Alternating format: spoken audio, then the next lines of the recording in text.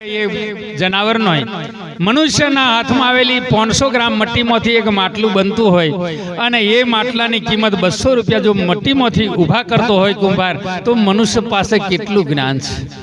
એટલું જ નહીં, કદાચ કોઈ આવી દીકરી એ માટલું ભરી લાવે અને કંઈક જોનમાં જા હોય ને ચકતો ખાઈને આવતા હોય ને તરસે બપોરે હોય અને એ માટલું ભરેલું ઠંડુ પાણી કદાચ 20 જણોને આપી દે, શું થાય? 15-20 જણોને લોટો લોટો આપી દે, મનુભાઈ શાંતિ થાય કે નહીં થાય? મારું એમ કેવું છે કે મનુષ્યના હાથમાં આવેલી મરેલી મટી 20 ને શાંતિ આપતી હોય અને મારીને તમારી જીવતી મટી કદાચ મા બાપને, કોઈ પરિવારને, કદાચ ધર્મપત્નીને, કુટુંબને, સમાજને જો દુઃખ દેતી હોય, ખરેખર એવું વજનદાર ક્યારથી આપણાથી ક્યારે ના જીવાય। મરેલી મટ્ટી જો શાંતિ આપે ને જીવતી 17 જણનું લોહી જો ઉકારો કરે, તો એવું જિંદગીમાં જીવન જીવશો નહીં। પૈસો બચાવો, તન તોડ મજૂરી કરો છો તો લોહી માવસની પૈસા રામચંદ્ર વનમાં ગયા, સીતાને લઈને ગયા અને આવાએ સીતાને ઘેર મૂકીને વનવાસ, કોઈ વડોદરામાં, કોઈ ભરૂચમાં, કોઈ સુરજમાં ફરે। મારું જોયેલું છે, કોઈ આ કલર વાળોને જો જોઈ જાય ને, ઘરવાળી જો જોઈ જાય ને, બીજે દાડે કોમે મોકલે જ નહીં, તમે નથી જવાનું, આપણે ખેતી બરાબર છે। 8 માર પોંજરાની અંદર જો ઉતરતો હોય ને પેલો દોયડા ન ધરે, અત્યારે કદાચ વ્યવસ્થા થઈ હોય ખબર નહીં, દોયડું ઝાલી રાખે અને પેલો જો આગળ પાછળની અદાવતે જો દોયડું છોડી દે ને, પેલાને કશું જોવા મળે નહીં, એવી કાઠી મજૂરી કરે અને ભાડું ખૂટે તો હજી કદાચ હડે ને ખાટકી વાળે જઈને પૈસો બગાડતો હોય અને પછી કદાચ મહારાજ જરીક જોયાલો ને બરકત નહીં આવતી, શું કહેવાનું અમારે, હું જોવાનું?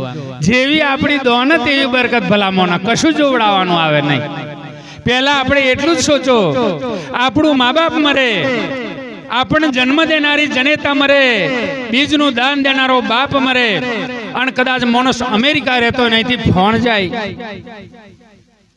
કે ઘેર પપ્પા ગુજરી ગયા છે, હા ત્યાંથી તમારાથી આવી રહેવાય નહીં, સમય પૂરો નહીં થાય। પરોત પેલો શું કરે? પરોતભાઈ તો આવા એની શું કરે? તઈ કશું કરે મનુભાઈ?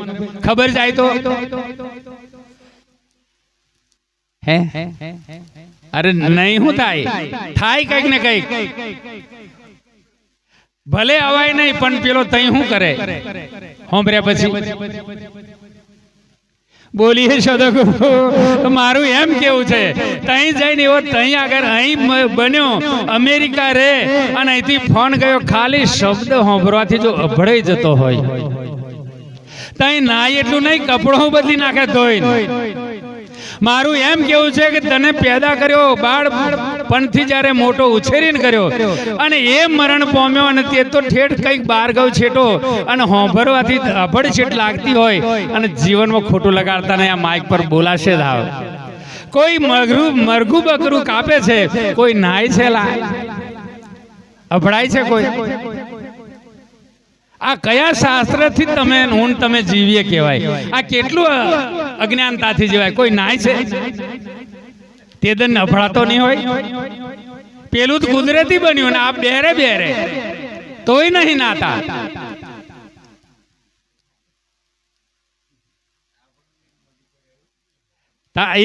એની તો વાતો છે।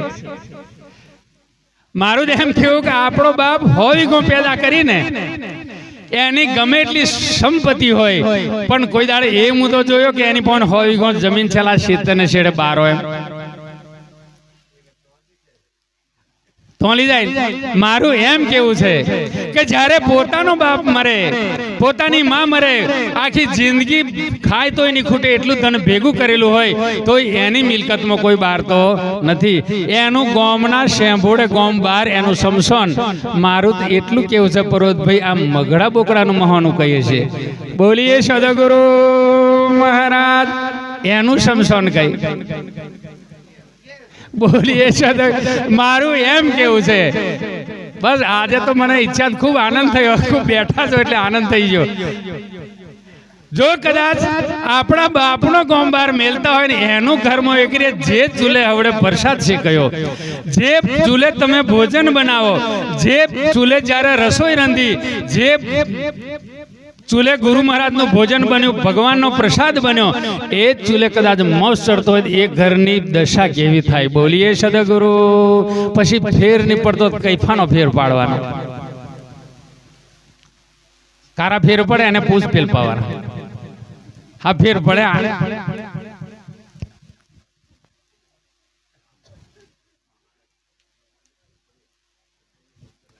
બોલીએ સદગુરુ. ના એક દાડા આવું નહીં હોય, નાઇટ ઉપર આવું એમ ભજન વગર બેસીએ આવું વળી હું ના કેમ કે આટલી આપણને એટલું નહીં, આપણી જેટલું જ્ઞાન દરેક પશુને છે. આ લાગે એમ આપણું ને કે સદગુરુ આપે પારખ જ્ઞાન, આપણી પાસે એટલું. એવું સમજો, તમે મોભે બાંધી આવજો ગોર અને કીડી મકોડા તો જોઈ કાઢે, ઈશ્વરભાઈ જોઈ કાઢે કે નહીં? એટલું પારક જ્ઞાન તો કીડી મકોડી છે, આપણે એટલા થોડા જ્ઞાની છે. માનવ મહાન કેમ? પરમાત્મા માનવની, દેવી દેવતા માનવ એટલો મહાન છે કે દેવી દેવતા પરમાત્મા વિશ્વનો કરતા માનવની આશા કરી રહ્યો છે. આપણે એટલા ભાગ્યવાન છે.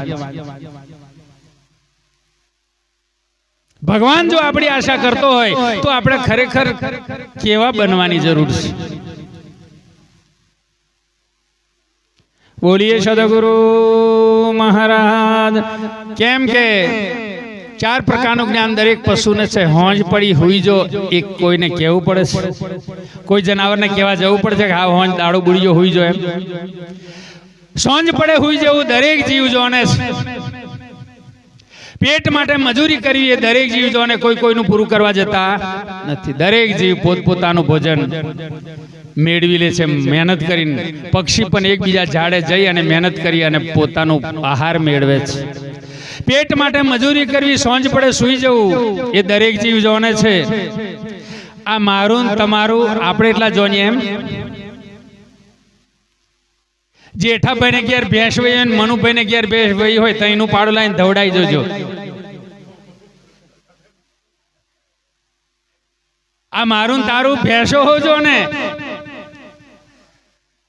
અને તમે અખાતરો કરી જોજો. એક જ દિવસની એક જ હરખો બચ્ચો હોય ને, મરઘીનો જુદિયો ઢોક જો ભેગો ઢોકીને પછી હવારે ખોલી દેજો.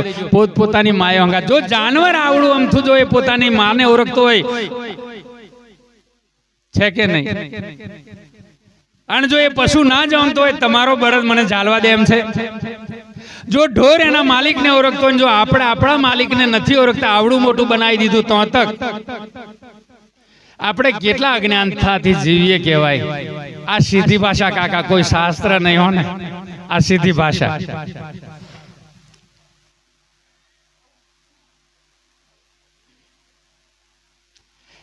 એટલે સોંજ પડે સુઈ જવું, પેટ માટે મજૂરી કરવી, અને આ મારું આ તારું એ બધો જ જનાવરો જોણે છે.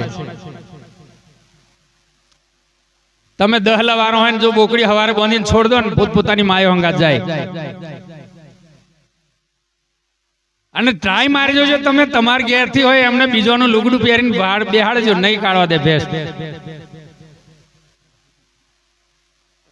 અથવા પરિવાર ઉત્પન્ન કરવો એ ક્રિયા કોઈ જીવને શીખાડવી પડતી નથી. આ 4 પ્રકારનું જ્ઞાન દરેક જીવને છે. સોંજ પડે હુઈ જવું, પેટ માટે મજૂરી કરવી, પરિવાર ઉત્પન્ન કરવો, અને આ તારું મારું. બસ આપણે એટલે સુધી પહોંચેલા છે હું તમે. અશુકભાઈ છે વધારે કશું? એનાથી વધારે કશું છે?